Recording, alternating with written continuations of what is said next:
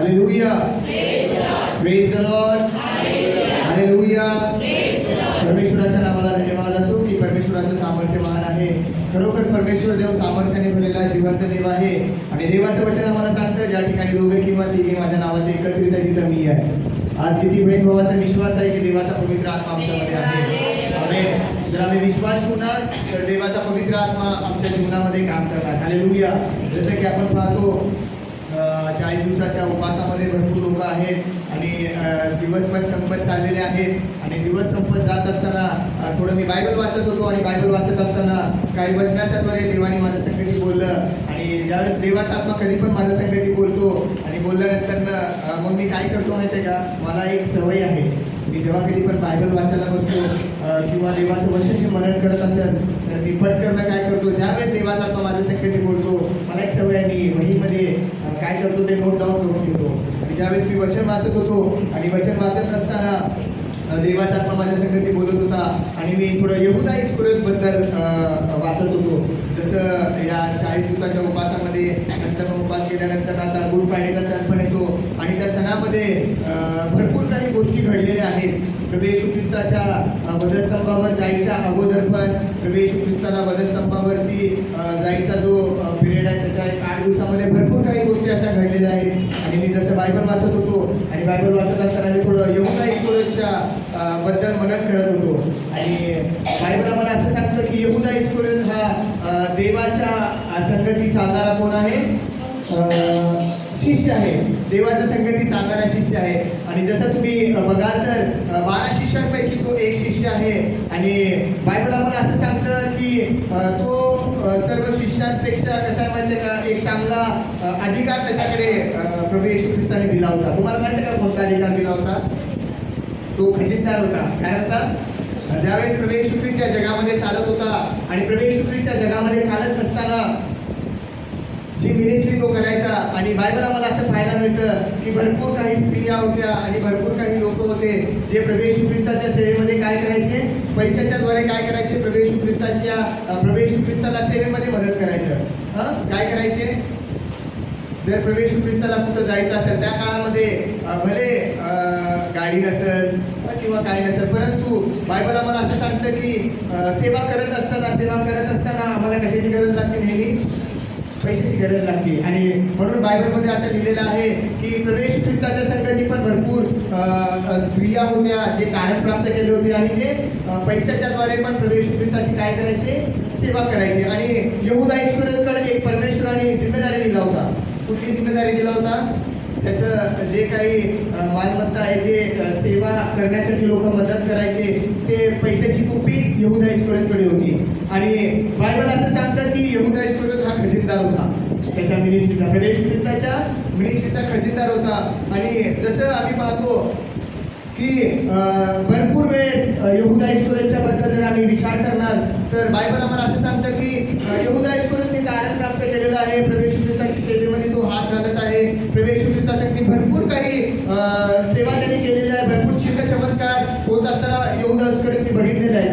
पण जर तुम्ही यहुदा इस्करियोतच्या जीवनाबद्दल बघणार तर तुम्हाला समजणार की जो यहुदा इस्करियोत प्रभू येशू ख्रिस्तासाठी चाललेला आहे, प्रभू येशू ख्रिस्तासाठी 3.5 वर्ष राहून देवाची सेवा केलेली आहे. देवाची सेवा करून त्यांनी कुठे जायला पाहिजे, कुठे जायला पाहिजे, स्वर्गामध्ये जायला पाहिजे. बरोबर आहे ना? जसं प्रभू येशू ख्रिस्ताचे दुसरे पण शिष्य होते. सर्व शिष्यांनी काय केलेलं आहे, प्रभू येशू ख्रिस्ताची सेवा केली, प्रभू येशू ख्रिस्तासाठी सेवा केली. आणि प्रभू येशू ख्रिस्त स्वर्गारोहण झाल्यानंतर भरपूर वर्ष त्यांनी सेवा केली. आणि सेवा केल्यानंतर ते लोक मेल्याने कुठे गेले, स्वर्गामध्ये गेले.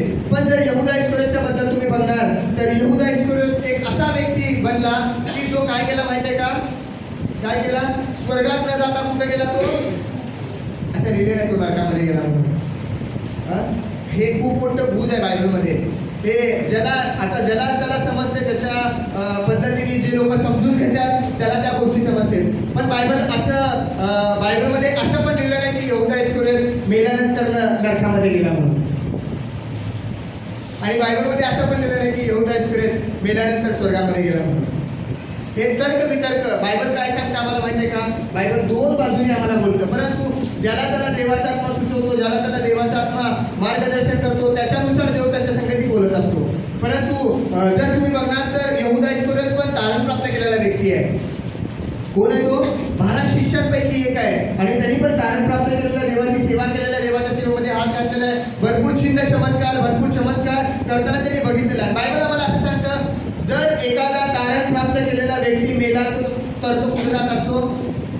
पुढे जातो.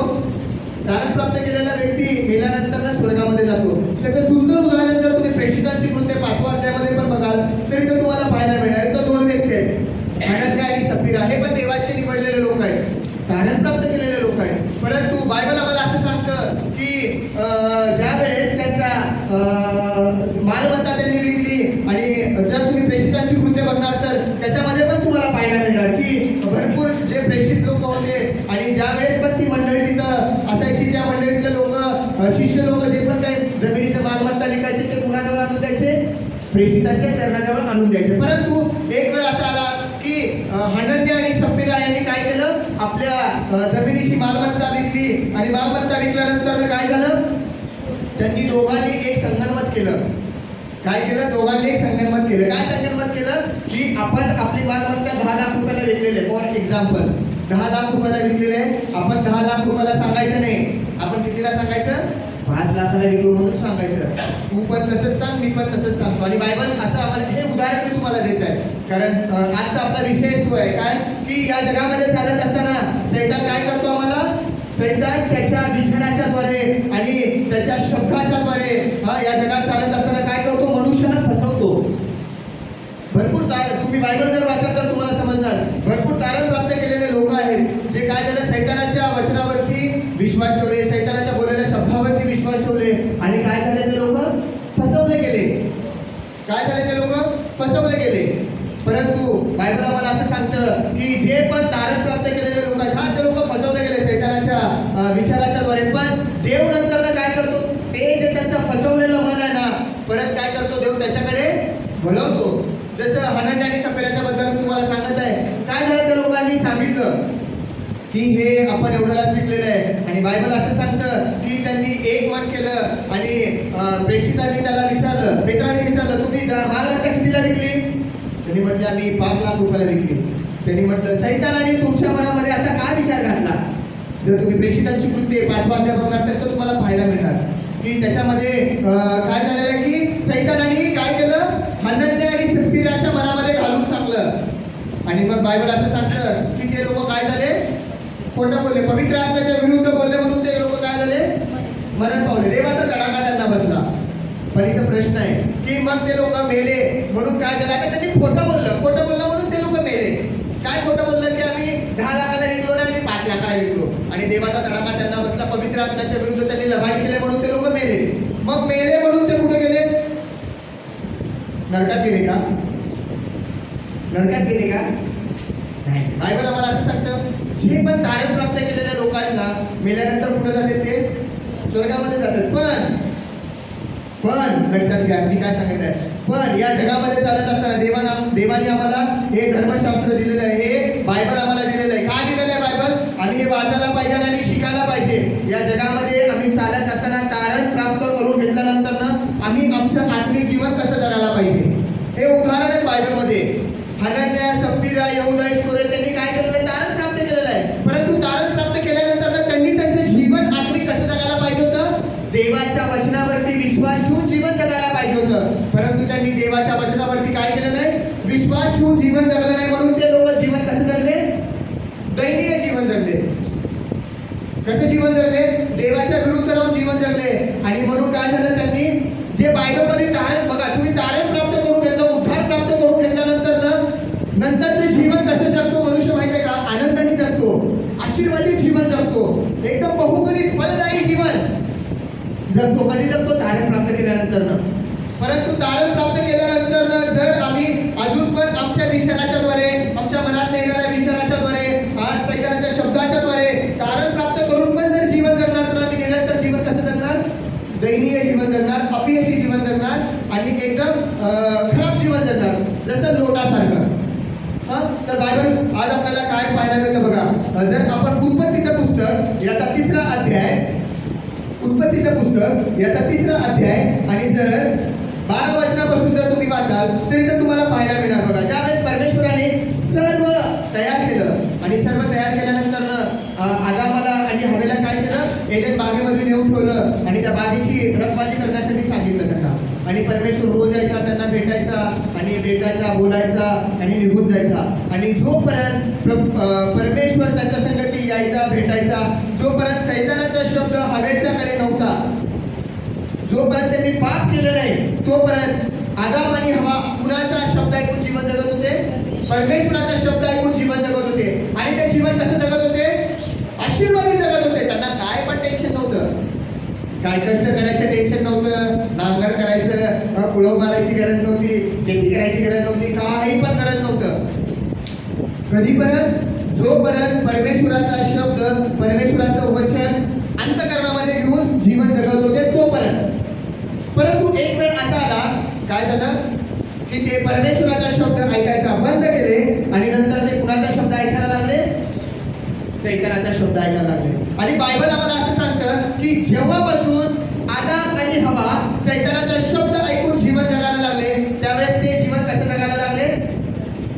एकदम श्रापित जीवन जगायला लागले, दैनीय जीवन जगायला लागले. बघा जर तुम्हाला पाहायला मिळणार उत्पत्तीचं पुस्तक याचा 3रा अध्याय आणि 12 वचनापासून जर तुम्ही वाचाल तर इथं पाहायला मिळतं. बघा, आदाम म्हणाला, जी स्त्री तुम्हाला सोबतीला दिली, जी स्त्री तुम्हाला सोबतीला दिली, तिने त्या झाडाचे फळ मला दिले. आता बायबल इथे सांगते की परमेश्वराने एदेनमध्ये बागेमध्ये 2 झाडाचे फळ लावले होते. आपल्या सगळ्यांना माहिती आहे ती गोष्ट. कुठले 2 झाडाचे फळ लावले होते? एक बरं आणि वाईट करून देणारं झाड होतं आणि एक सार्वकालिक जीवनाचं झाड होतं. आज्ञा कुठल्या झाडाबद्दल होती खाऊ नका म्हणून? कुठल्या? खरं तर आज्ञा परमेश्वराने, मी ज्यावेळेस बायबल वाचतो ना, बायबल वाचत असताना खरं तर परमेश्वराने आज्ञा कुठल्या झाडाबद्दल द्यायला पाहिजे होतं माहितीये का? जे जीवनाचं झाड होतं ना, का माहितीये का? कारण त्या झाडाचं फळ जर आदाम हवेने खाल्लं असतं तर काय झालं असतं? कधीच मेले नसते ते. परंतु परमेश्वराने आज्ञा त्या जीवनाच्या झाडाबद्दल दिला नाही. कुठल्या झाडाबद्दल दिला? बरं आणि वाईट जे झाड होतं ना, त्या झाडाच्या आज्ञेबद्दल, त्या झाडाच्या बद्दल परमेश्वराने काय केलं? आदाम आणि हवेला आज्ञा दिली आणि काय सांगितलं? तुम्ही त्या झाडाचं, तुम्हाला ज्या पण झाडाचं फळ खायचं तुम्ही खावा. म्हणजे याचा अर्थ काय आहे? जीवनाच्या झाडाचं फळ पण ते खाऊ शकत होते. परंतु आदाम आणि हवेने काय केलं ना, जीवनाच्या झाडाकडे गेलेच नाही. ते बघायला पण गेले नाही कसं आहे, पण ते कुठं गेले? जे करायला सांगू नको, जे परमेश्वराने सांगितलं होतं त्या झाडाचं फळ तुम्ही काय करू नका, खाऊ नका. खाल तर तुम्ही खास मरणार. आणि काय झालं? बायबल आम्हाला असं सांगतं. आणि मग नंतर हवा गेली आणि हवेला सैतानाने भुरवलं. काय केलं? भुरवलं. परमेश्वराने काय सांगितलं होतं की तुम्ही वाटेल त्या झाडाचं फळ खावा. म्हणजे काय? जीवनाच्या झाडाचं फळ पण खायची त्यांना मुभा होती, परंतु त्यांनी त्या झाडाचं फळ खाल्लं नाही. आणि कुठल्या झाडाचं फळ खाल्लं त्यांनी? बरं आणि वाईट, जे परमेश्वराने कमिटमेंट केलं होतं की तुम्ही खाऊ नका, खाणार तर खास मरणार. आणि बायबल असं सांगतं की त्यांनी त्या झाडाचं फळ खाल्लं आणि खाल्ल्यानंतर काय झालं? काय झालं? मेले का ते? मेले का? बायबल तुम्ही वाचाल तर तुम्हाला समजणार. ते लोक काय झाले? मेले.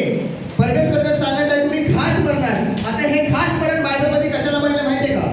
जर बायबल तुम्ही वाचाल तर तुम्हाला समजणार. बायबलमध्ये 3 प्रकारचे मरण आहेत. कुठले? 3 प्रकारचे. आता पहिल्या प्रकारचं मरण कोणतं आहे?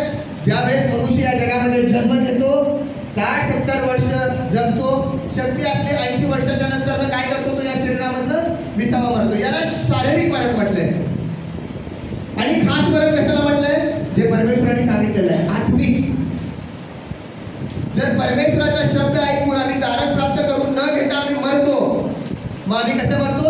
खास मरतो. हे दुसरं मरण आहे. हे कुठलं मरण आहे? हे दुसरं. आणि तिसरं मरण कशाला म्हटलंय? प्रकटीकरणाचे पुस्तक जर तुम्ही वाचाल तर तुम्हाला समजणार. अग्नीचे सरोवर हे काय आहे? हे एक मरण आहे. हे 3 मरण लिहिले बायबलमध्ये. किती मरण लिहिले? 3 मरणाबद्दल. आणि सैतान निरंतर काय करतो? आम्हाला फसवतो आणि काय करतो? आम्हाला त्याच मरणाकडे काय करतो?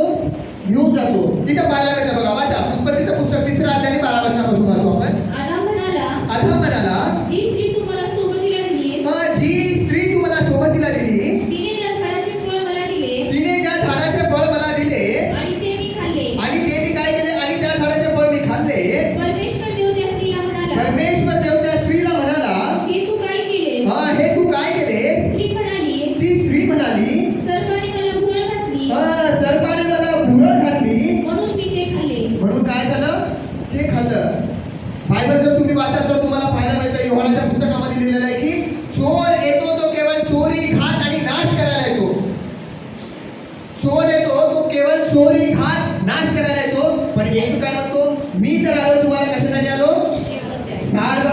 विश्वास देण्यासाठी. म्हणजे सैतानाचा मेन उद्देश काय आहे? काय आहे? आमचं काय व्हायला पाहिजे? आम्हाला भुरळ घालायला पाहिजे, आमचा नाश करायला तो आलेला आहे. जर आम्ही देवाचा शब्द ऐकणार नाही, आम्ही देवाच्या वचनावरती विश्वास ठेवणार नाही, आम्ही देवाचा शब्द ऐकून जर जीवन जगणार नाही, तर या जगामध्ये चालत असताना काय होणार? शेवटी आमचा घात होणार, नाशच होणार. जसं कुणाचा घात आणि नाश केला सैतानाने? एदेन बागेमध्ये आदाम आणि हवेचा काय केला? त्यांनी घात केला. काय केला? कधी विचार केले असतील का आदाम आणि हवा की आम्हाला ही जी बाग परमेश्वराने आम्हाला लावलेली आहे आणि याच्यावरचा अधिकार परमेश्वराने आम्हाला दिलेला आहे आणि पुन्हा आमच्याकडनं तो अधिकार परमेश्वर आम्हाला काढून घेणार आणि आम्हाला या बागेमधनं काय करणार? ते काढून टाकणार. कधी विचार केले होते का त्यांनी? नाही विचार केले होते. आम्ही पण कधी विचार करत नाही बघा. आम्हाला काय वाटतं? आम्ही जे जीवन जगतो एकदम व्यवस्थित जीवन जगतो, आम्ही चांगले जीवन जगतो. आम्ही मेल्यानंतर कुठे जाणार नाही? नरकामध्ये जाणारच नाही. भरपूर लोकांना वाटतं असं, परंतु बायबल आम्हाला असं सांगतं, जर आम्ही स्पष्टपणे बायबल वाचणार नाही आणि देवाच्या आज्ञेनुसार जर आम्ही जीवन जगणार नाही आणि तारण प्राप्त करून घेणार नाही आणि वचनावरती जर आम्ही विश्वास ठेवणार नाही, बायबल आम्हाला असं सांगतं, जसं त्या आदाम आणि हवेचा घात झाला, आमचा पण काय होणार? घात. कारण सैतानाचा उद्देशच तो आहे. काय करतो? तो फसवणार आहे. बायबलमध्ये आम्हाला पाहायला मिळतं की तो फसवणार आहे. फसवतो तो, आम्हाला फसवतो. कशासाठी फसवतो? आम्हाला नरकामध्ये घेऊन जाण्यासाठी तो काय करतो? फसवतो. जसं या उत्पत्तीच्या पुस्तकामध्ये आदाम आणि हव्याला त्यांनी काय केलं? फसवलं. आदाम आणि हव्याला त्यांनी काय केलं? फसवलं. सेम तसंच जर तुम्ही नवीन करार बघणार तर नवीन करारामध्ये पण यहुदा इस्करियोतला काय केलं? त्यांनी फसवलं. काय केलं? फसवलं. बघा, जर तुम्ही लूक शुभवर्तमान याचा 22वा अध्याय आणि जर 1, 2, 3, 4 वचन वाचाल तर इथं तुम्हाला पाहायला मिळणार बघा.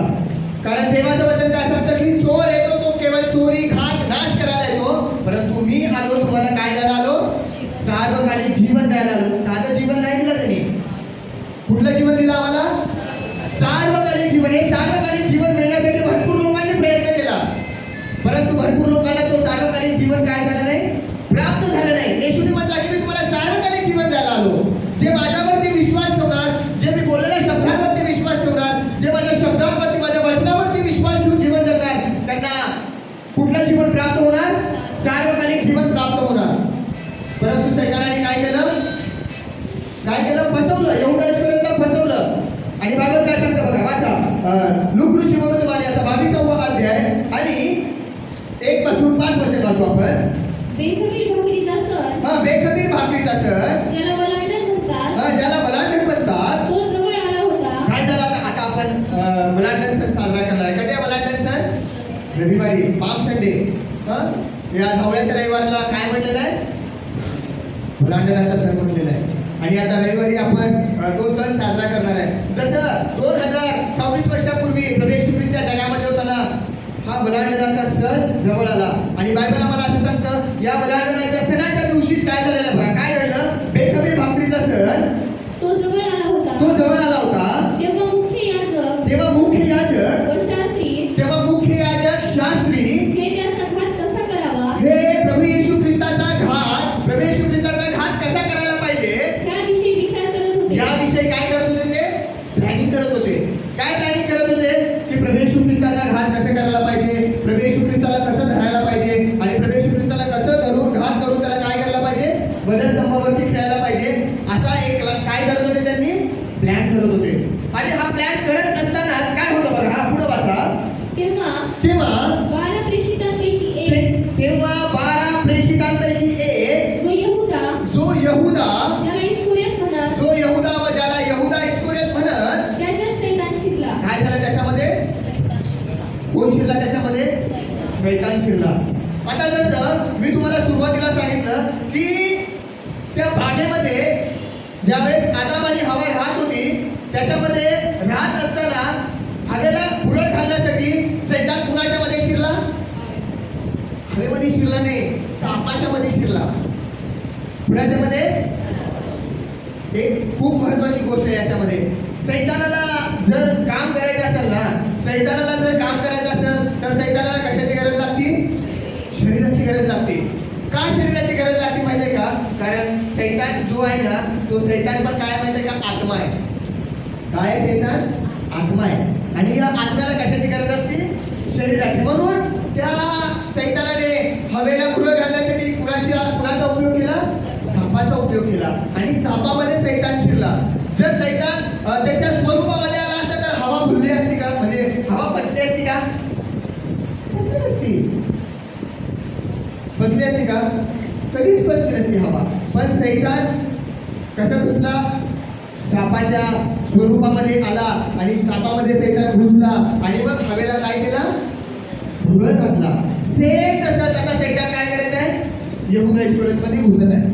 बायबल आम्हाला असं सांगतं. वाचा काय सांगतं वचन आताचं? तो 12 प्रेषितांपैकी एक, तो 12 प्रेषितांपैकी एक, जो यहुदा, ज्याला इस्करियोत म्हणत, इस्करियोत म्हणत, त्याच्यात सैतान शिरला. त्याच्यामध्ये काय झाला? सैतान शिरला.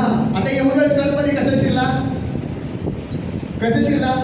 आदामध्ये हवेच्या मध्ये सापाच्या मध्ये सैतान शिरला. आता यहुदा इस्करियोतमध्ये सैतान शिरला. कसं शिरला माहिती आहे का? एक विचार यहुदा इस्करियोतच्या मनामध्ये आला. सैतान कधी पण कसं शिरतो माहिती आहे का आमच्या जीवनामध्ये? आता मी प्रार्थना करत असताना अचानक जर सैतान मला आला आणि एक दिव्य स्वरूप धारण करून आला आणि तरी जर माझ्या समोर थांबला तर मी काय करणार? त्याला ओळखणार. कसं ओळखणार? कारण त्याचं स्वरूप बायबलमध्ये लिहिलेलं आहे. जो देवदूत आहे त्या देवदूतांसारखा तो काय करतो? दिसतो. असं त्याचं स्वरूप आहे. तर मी सहजासहजी काय होणार नाही? त्याला फसवलं जाणार नाही. मी फसला जाणार नाही. पण मी कधी फसलं जाणार? एक विचार जर माझ्या मनामध्ये आला, एखादा विचार माझ्या मनामध्ये आला, त्या विचाराला जर मी बळी पडलो तर मी पण काय होणार? फसणार. मी पण काय होणार? फसणार. जसं यहुदा इस्करियोत काय झाला? फसला गेला. आता यहुदा इस्करियोतमध्ये काय झालेलं आहे? सैतान शिरला. कसं शिरला? एक विचार यहुदा इस्करियोतच्या मनामध्ये आला. काय विचार आला? इथं लिहिलेला आहे. तो विचार कोणता बघा.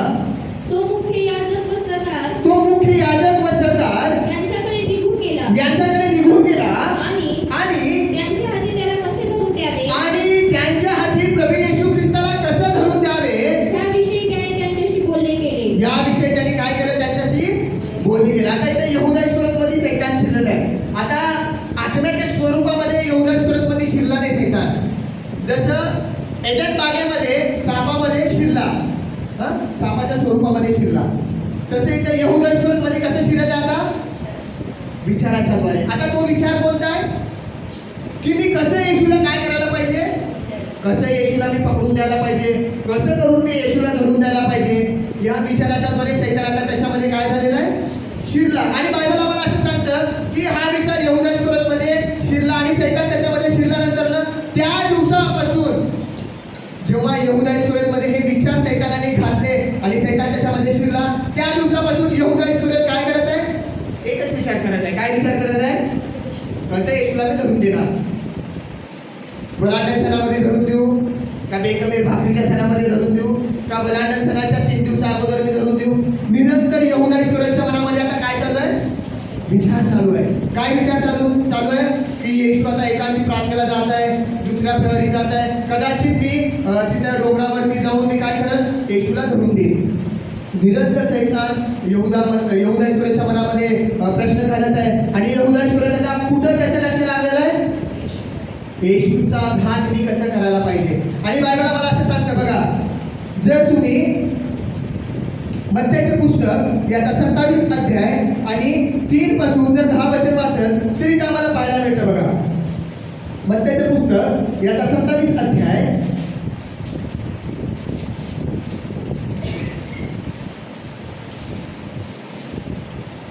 वाचू आपण. 3 पासून काही वचन वाचू आपण. तेव्हा तो आता काय झालेलं आहे?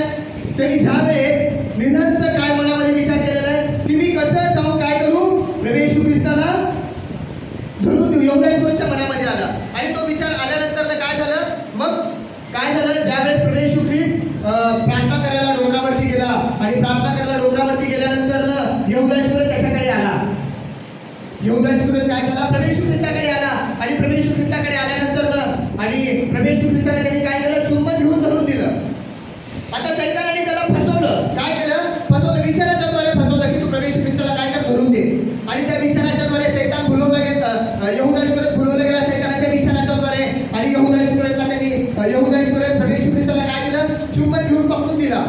आणि पकडून घेऊन दिल्यानंतर मग बायबल आम्हाला असं सांगतं आणि मग यहूदा इस्करियोतला काय झालं?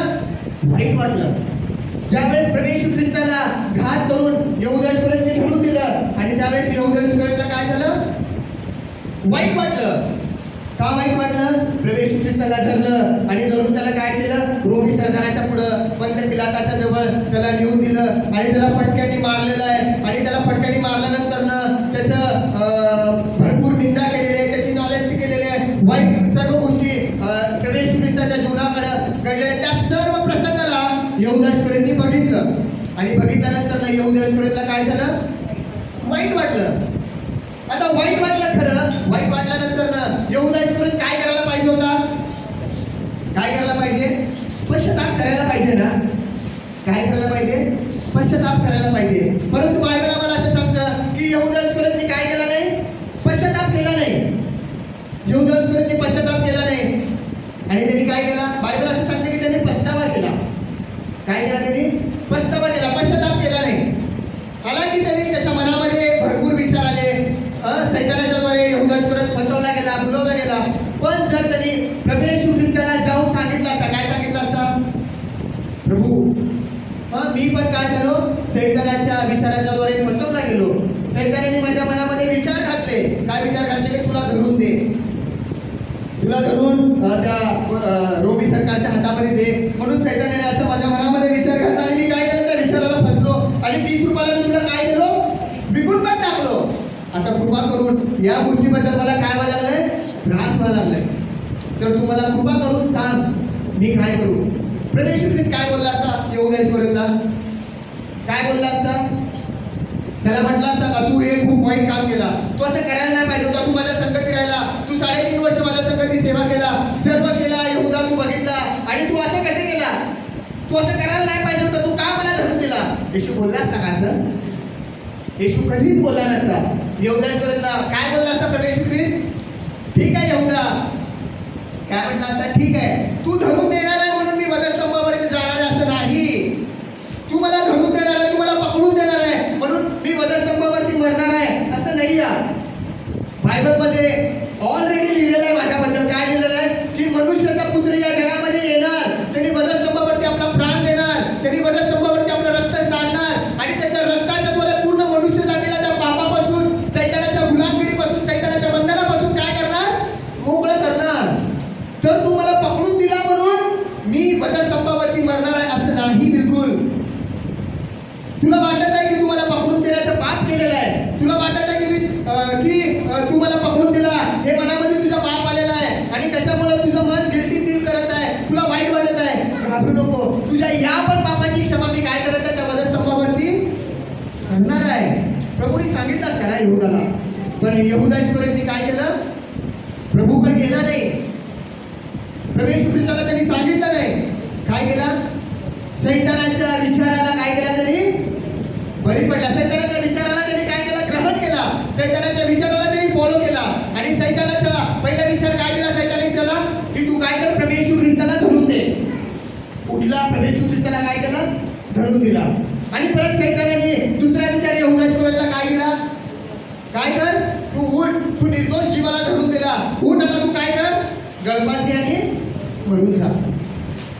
वाचा बघा काय सांगतं. आता वाचू आपण मत्थ्याचं पुस्तक याचा 27 अध्याय आणि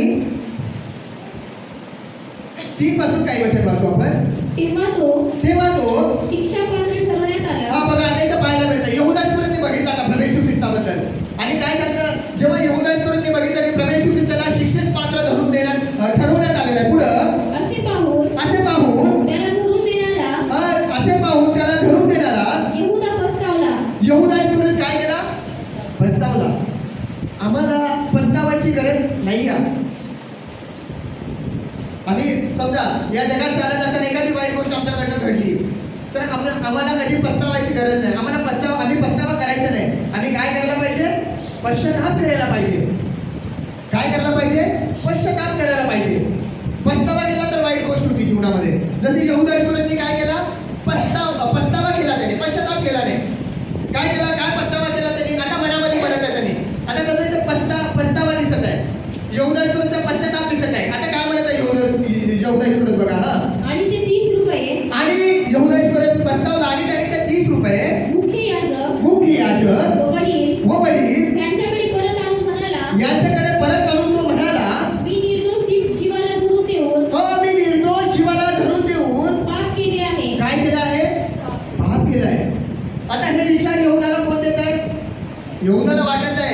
की मी धरून दिलो, मी प्रभू येशू ख्रिस्ताला धरून दिलो, मी प्रभू येशू ख्रिस्ताला वधस्तंभावरती दिलो, माझ्यामुळं प्रभू येशू ख्रिस्त मेलेला आहे, मी खूप वाईट काम केलेलं आहे, मी निर्दोष जीवाला धरून देण्याचं पाप केलेलं असं यहूदा इस्करियोतला वाटत आहे खरं.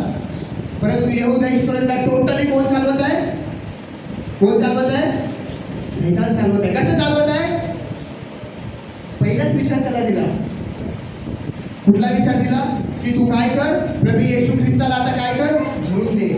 आता इथं दुसरा विचार काय करत आहे यहूदा इस्करियोत? मी निर्दोष जीवाला धरून देण्याचं काय केलेलं आहे? पातक केलेलं आहे. पुढं ते म्हणाले त्याचे आम्हाला काय? आता शास्त्री परुषी काय म्हणत आहे? आम्हाला त्याचे काही घेणं देणं नाही. तू धरून दिला, एकदा धरून दिला, संपला विषय. त्याचा आम्हाला काय? पुढे काय सांगतं? तुझे तूच पाहून घे. तुझे तूच पाहून घे. मग त्याने ते रुपये मंदिरात फेकून दिले. मग त्याने ते रुपये काय केला तर मंदिरामध्ये टिकत आहे. टोटली सैतानाच्या मनाचा बरेच चालत आहे यहूदा इस्करियोत. टोटली सैतानाच्या विचाराला बळी पडलेला आहे. आणि जसं सैतान त्याला चालवत आहे विचाराचा बरे, तसं यहूदा इस्करियोत चालत आहे. पहिलं धरून दिला प्रभू येशू ख्रिस्ताला, नंतर याशाकडे गेला आणि म्हणत आहे 30 रुपये घ्या आणि येशूला सोडून द्या. हे 30 रुपये घ्या, मला नको, मी निर्दोष जीवाला धरून देण्याचा पाप केलेला आहे असं म्हणत आहे. आणि तरी ते पैसे तिथं फेकले. आणि पुढे काय सांगतं बघा, व जाऊन गळफास घेतला. आणि काय केला त्यांनी जाऊन? काय केला? गळफास घेतला. आता यहूदा इस्करियोतला गळफास घेण्याची गरज होती का? होती का गरज? अजिबात यहूदा इस्करियोतला काय नव्हती? गळफास घेण्याची गरज नव्हती. जर यहूदा इस्करियोत प्रभू येशू ख्रिस्ताकडे आला असता तर, प्रभू येशू ख्रिस्ताकडे येऊन त्यांनी जर प्रभू येशू ख्रिस्ताला म्हटलं असता, प्रभू मी सैतानाच्या विचाराद्वारे फसलो, तुला पकडून देण्याचा पाप केलो, मला सांगा का मी काय करू? यहूदा इस्करियोतला प्रभू येशू ख्रिस्त काय बोलला असता? ठीक आहे यहूदा, जसं मी तुम्हाला सांगितलं, ठीक आहे यहूदा, टेन्शन घेऊ नको, तुझे या पण पापाची क्षमा मी काय केलेले आहे? वधस्तंभावरती केलेलं आहे. जसं व्यभिचारामध्ये धरल्या गेलेल्या स्त्रीला प्रभू काय बोलला? अजून प्रभू येशू ख्रिस्त वधस्तंभावरती गेला नव्हता, पण त्या स्त्रीला त्यांनी काय म्हटलं? तुझ्या पापाची काय झाली? क्षमा झाली. बोलला ना, पापाची क्षमा कधी होती? रक्त सांडल्यानंतर पापाची क्षमा होती म्हणते बायबल. प्रभू येशू ख्रिस्त वधस्तंभावरती मेल्यानंतर ना पापाची क्षमा होणार होती, पण प्रभूंनी ऑलरेडी काय केलं? त्या स्त्रीला क्षमा केली ना पापाची. लग्नाचा पण व्यक्ती आला होता, त्याच्या मित्रांनी त्याला घेऊन आले होते. त्या व्यक्तीला बघितल्यानंतर येशू काय म्हणाला? मुला तुझ्या पापाची क्षमा झालेली आहे. मग यहूदा इस्करियोतला पण येशू बोलला असताना काय बोलला असता? यहूदा, तुला मरायची गरज नाही, तुला पछतावा करायची गरज नाही, तुझ्या त्या पण पापाची क्षमा मी काय केलेली आहे? त्या वधस्तंभावरती केलेली आहे.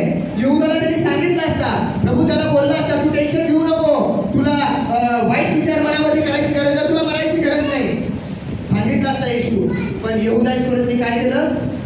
पछतावा केला. प्रभू येशू ख्रिस्ताकडे न जाता पछतावा केला आणि सैतानाच्या विचाराला बळी पडून त्यांनी काय केला? गळफास केला, गळफास घेतला आणि मेला. आता भरपूर लोक काय म्हणतात माहिती आहे का? ज्याच्याकडे ज्याचं त्याचं ज्ञान आहे, ज्याच्याकडे देवाचा आत्मा आहे, ते लोक म्हणतात की यहूदा इस्करियोतने पछतावा केला आणि मेला. आणि यहूदा इस्करियोत कुठे गेला? कुठे गेला? नरकात गेला. आता तुम्हाला काय वाटतं की यहूदा इस्करियोत कुठे गेला असेल? कुठे गेला असेल? किती बहीण भावाला वाटतं की यहूदा इस्करियोत नरकामध्ये गेलेला? बायबल आम्हाला असं सांगतं की बघा, एक मी ज्यावेळेस हे वचन वाचत होतो आणि वचन वाचत असताना मी पण थोडं विचार केलो. काय केलो? मी पण थोडा विचार देवाच्या आत्म्यासाठी बोलत असताना थोडा मी विचार केला. आता यहूदा इस्करियोत कोण आहे? प्रभू येशू ख्रिस्ताचा शिष्य आहे. प्रभू येशू ख्रिस्ताचा शिष्य आहे, तारण प्राप्त केलेला व्यक्ती आहे. 3.5 वर्ष प्रभू येशू ख्रिस्तासाठी त्यांनी सेवा कार्य केलेलं आहे. आणि बायबल आम्हाला असं सांगतं, ज्यावेळेस प्रभू येशू ख्रिस्त वधस्तंभावरती मेल्यानंतर मग प्रभू येशू ख्रिस्ताने 3 दिवस आणि 3 रात्र काय केलेली आहे?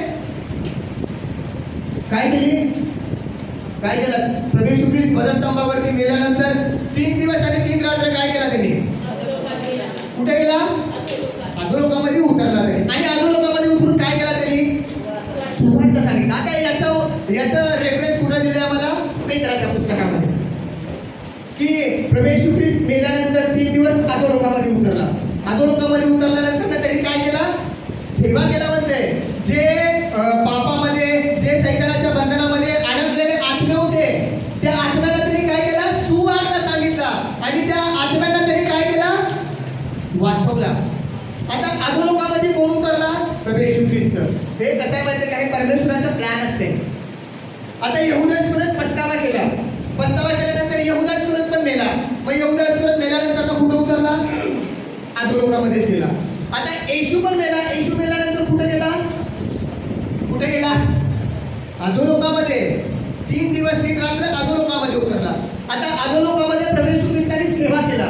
आता सेवा करत असताना असं लिहिलं नाही बायबलमध्ये, पण आम्ही विचार करायला पाहिजे. आता येशू सेवा करत आहे जगामध्ये, या पृथ्वीवरती राहत असताना पण येशूने काय केला?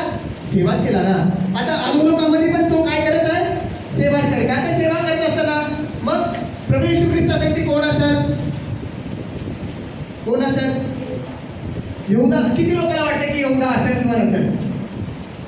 असणार हो. कसं असणार? यहूदा ईश्वरनी पस्तावा केला, मेल्यानंतर अधोलोकामध्येच उतरतं. अधोलोकानंतर मग ट्रान्सफर कुठं होतं? नरकामध्ये. आणि सुखलोकामध्ये मेल्यानंतर ट्रान्सफर कुठं होतं? स्वर्गामध्ये. मग यहूदा ईश्वर गळत वास घेऊन मेला, अधोलोकात उतरला. प्रभू येशू ख्रिस्त पण वधस्तंभावरती मेला. मेल्यानंतर 3 दिवस 3 रात्र अधोलोकामध्ये त्याने राहिला. आणि कदाचित मला असं वाटतं की कदाचित प्रभू येशू ख्रिस्त यहूदा ईश्वरला घेऊन काय केला असेल? सुवार्थ सांगितलं ना. बायबल तर सांगतं पेत्राच्या पत्रामध्ये. काय सांगतं पेत्राच्या पत्रामध्ये? की त्यांनी 3 दिवस 3 रात्र अधोलोकामध्ये उतरला.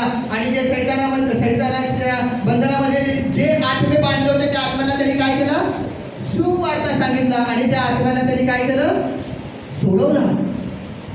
मग ही सेवा करत असताना येशू संती कोण असेल? यहूदा ईश्वरच असेल ना. मग यहूदा ईश्वर तिथं असल्यानंतर आता येशू दुसऱ्यांना सांगत आहे आणि ते आत्मे वाचत आहे. मग यहूदा ईश्वर पण वचन ऐकून वाचला असेल का नाही? मग कुठे गेला असेल यहूदा ईश्वर? जे लोक तारण प्राप्त, बायबल असं सांगतं. आता याचं स्टडी थोडं वेगळं, मला देवाचा आत्मा अशा पद्धतीने बोला, पण भरपूर लोक म्हणतात की यहूदा ईश्वरांनी पस्तावा केला आणि पस्तावा केल्यानंतर ना त्यांनी मेला आणि ते नरकामध्ये गेला. पण देवाचं वचन आम्हाला सांगतं की कुणाचाच नाश नाही व्हायला पाहिजे म्हणते देव. आणि जर थोडं मी हनोकचं पुस्तक वाचत आहे, हनोकचं पुस्तक वाचत आहे आणि त्या हनोकच्या पुस्तकामध्ये असं लिहिलेलं आहे की जे पण लोक मरणार ना मेल्यानंतर ते लोक कुठं जाणार माहिती आहे का? कुठं जाणार? ते लोक सुखलोकामध्येच जाणार. कुठं जाणार ते लोक? मेल्यानंतर सुखलोकातच जाणार. नरक हे मनुष्यासाठी देवाने बनवलेलंच नाही आहे. आता इथं त्याची स्टडी खूप मोठी आहे, अजून माझं नाही आहे, पण मी थोडं वाचत आहे. जेवढं मी वाचत आहे थोडं इंग्लिश आणि हिंदीमधनं तर वाचत आहे, तर बायबलमध्ये त्या गोष्टीचा उल्लेख नाही आहे. परंतु बायबल आम्हाला असं सांगतं की यहूदा ईश्वर काय केला? पस्तावा केला आणि पस्तावा करून तो मेला खरं, अधोलोकात उतरला. आणि प्रभू येशू ख्रिस्त पण 3 दिवस 3 रात्र अधोलोकामध्ये उतरला. आणि त्यांनी जे सैतानाच्या बंधनामध्ये जे आत्मे होते ना त्या आत्म्यांना त्यांनी काय केलं? वाचवलं. त्या आत्म्याला त्यांनी वाचवलं. इथं त्याचा रेफरन्स ते लिहिलेलं आहे त्या हनोकच्या पुस्तकामध्ये. जे पेत्राच्या वचनाचा कोट हनोक करतो की त्या आत्म्यांना काय केलं? त्यांनी जे अधोलोकामध्ये आत्म्यांना त्या आत्म्याला त्यांनी काय केलं? वाचवलं. आणि त्यांनी काय केलं? सुखलोकामध्ये त्यांना घेऊन गेलेलं आहे. म्हणजे याच्यावरनं आम्हाला काय पाहायला मिळतं की मेल्यानंतर आम्ही कुठं जाणार? कुठं जाणार? सुखलोकामध्ये देव आम्हाला घेऊन जाणार. अधोलोक आमच्यासाठी तयार केलेलं नाही. नर्क आणि अधोलोक आमच्यासाठी तयार केलेलं नाही. नर्क आणि अधोलोक कुणासाठी केलेलं आहे? पेत्र म्हणतो की सैतान आणि त्याच्या दूतांसाठी ते ठेवलेलं आहे. पण सैतान आम्हाला तिथं घेऊन जातो. पण तिथं घेऊन जरी गेलं तरी येशू आणि देवाचा पुत्र काय करतो? त्यामधलं पण आम्हाला काय करतो? वाचवतो. म्हणजे किती देवाचं मन मनुष्यासाठी प्रेमाने भरलेलं आहे बघा इथं पाहायला मिळतं. म्हणून जसं यहूदा ईश्वरांना पण सैतानाने काय केलं? फसवलं. आदम आणि हवेला पण फसवलं. ते फसवलेल्या मनाच्या द्वारे ते लोक चालवले गेले. पण बायबल आम्हाला असं सांगतं त्या फसवलेल्या मनाला पण देव काय करतो? पुन्हा त्याच्याकडे वळवतो आणि समजून सांगतो की तुम्ही ज्या प्रकारे जीवन जगत आहे ना त्या प्रकारे जीवन जगल्यानंतर काय होणार? तुमचा नाश होणार. म्हणून तुम्ही फसवलेल्या अंतःकरणाला पण देव काय करतो? पुन्हा काय करतो? बदलतो. काय करतो? फसवलेल्या अंतःकरणाला पण देव काय करतो? बदलतो. जर बघा मत्थ्याचं पुस्तक पहिला आपण एचकेलचं पुस्तक याचा 36 अध्यायाचं 26 वचन वाचू. आता जे सैतानाच्या द्वारे फसवलं गेलेलं मन असते, जे सैतानाच्या द्वारे फसवलं गेलेलं अंतःकरण असते ना, कसं देव त्याच्याकडे आणतो बघा. कसं आणतो माहितीये का? कसं आणतो? वचनाच्या द्वारे आणतो. देव वचन देतो आणि वचनाच्या द्वारे आम्हाला सांगतो की तुझ्या मनामध्ये येणारे जे विचार आहेत, तुझ्या मनामध्ये येणारे जे येणारे जे विचार आहेत ते विचार तुझे नसून कुणाचे आहेत? ते सैतानाचे आहेत. म्हणून देव काय करतो? जे फसवलेलं अंतःकरण आहे ना ते फसवलेलं अंतःकरण आमचं काय करतो? बदलतो. कसं बदलतो? इथं लिहिलेलं बघा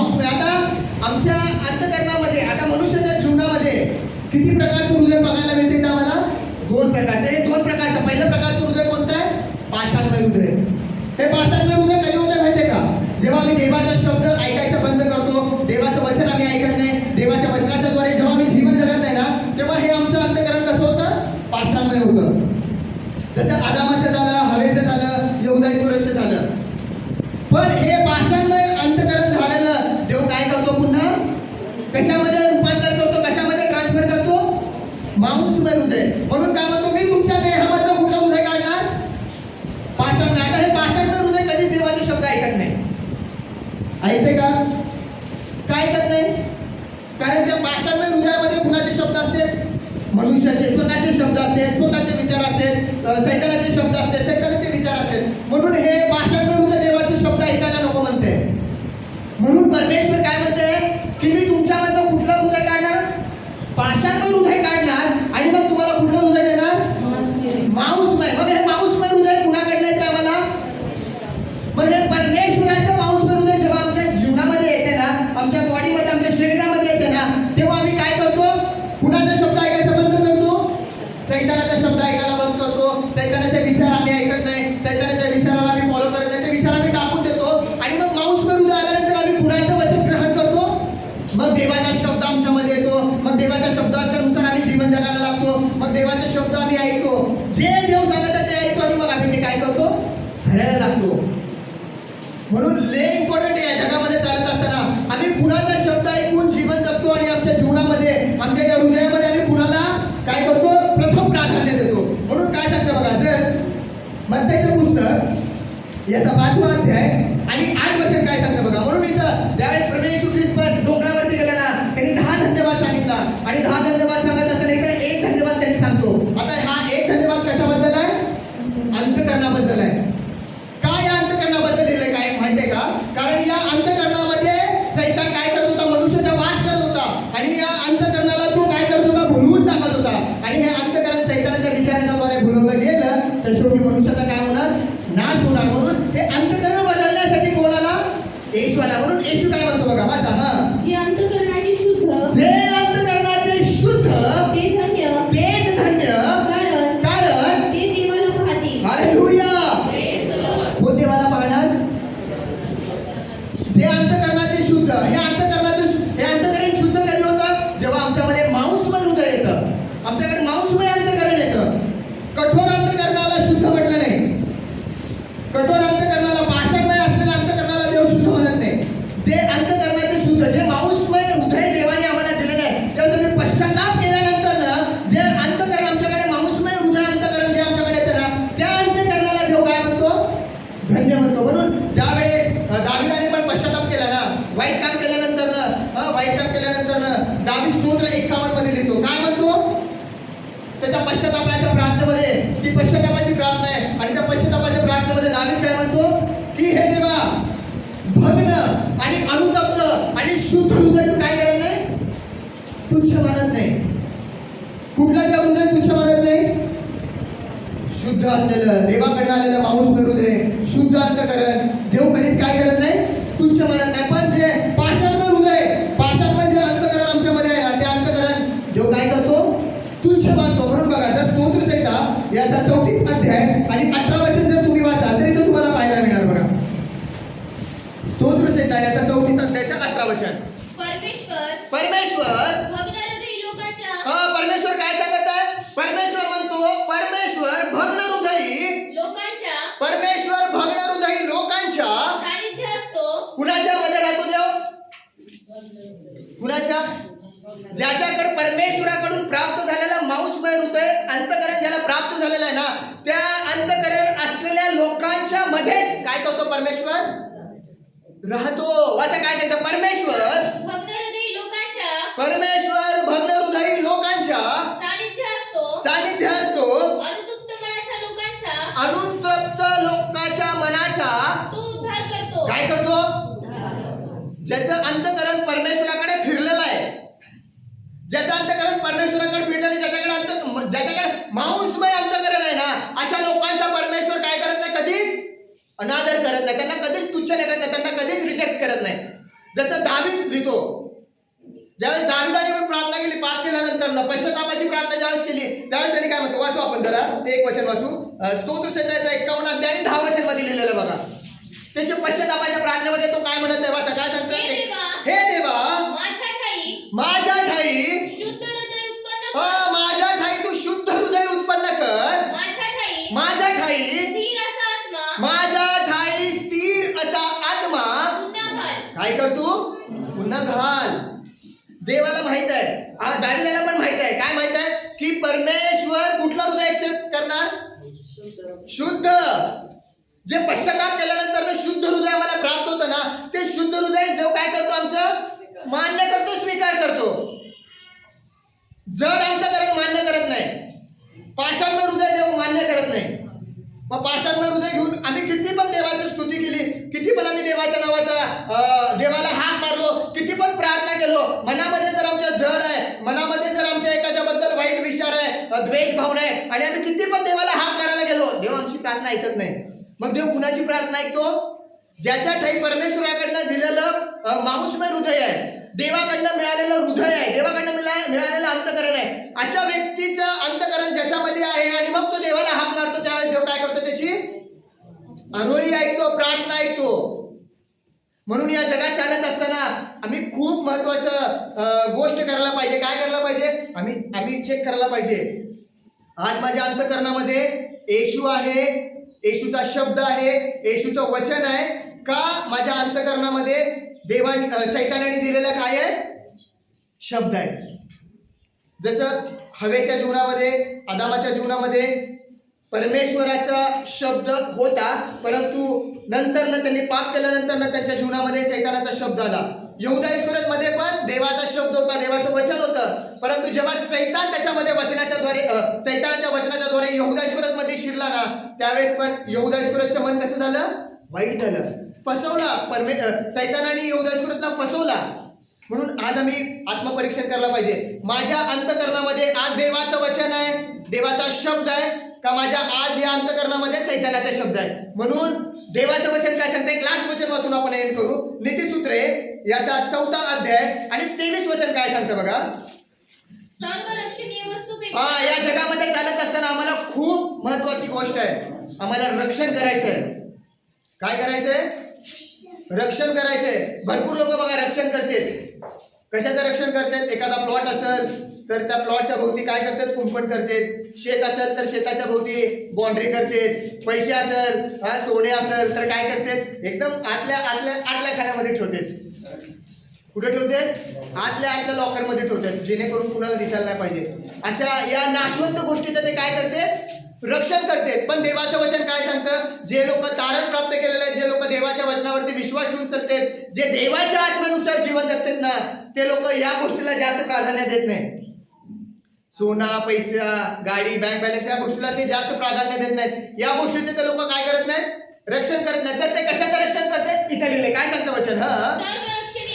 सर्व रक्षणीय वस्तूपेक्षा आपल्या अंतकरणाचे विशेष तू संरक्षण कर, कारण हालेलुया, प्रेज द लॉर्ड. सर्व रक्षणीय वस्तूपेक्षा विशेष आपल्या अंतकरणाचे रक्षण कर, कारण त्यातूनच जीवनाचा काय आहे? जीवनाचा उगम कुठून आहे? या अंतकरणामध्ये आहे. म्हणून या अंतकरणाला खूप जपावं लागतं आम्हाला.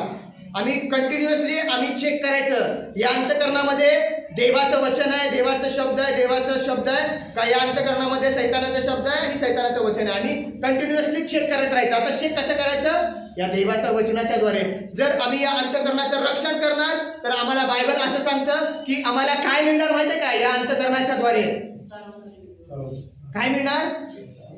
सार्वकालिक जीवन. जे बायबलमध्ये लिहिलेलं आहे ते सार्वकालिक जीवन देव आम्हाला काय करणार? देणार. या वचनाच्या द्वारे देव तुम्हाला आणि मला आशीर्वादित करो. आमेन.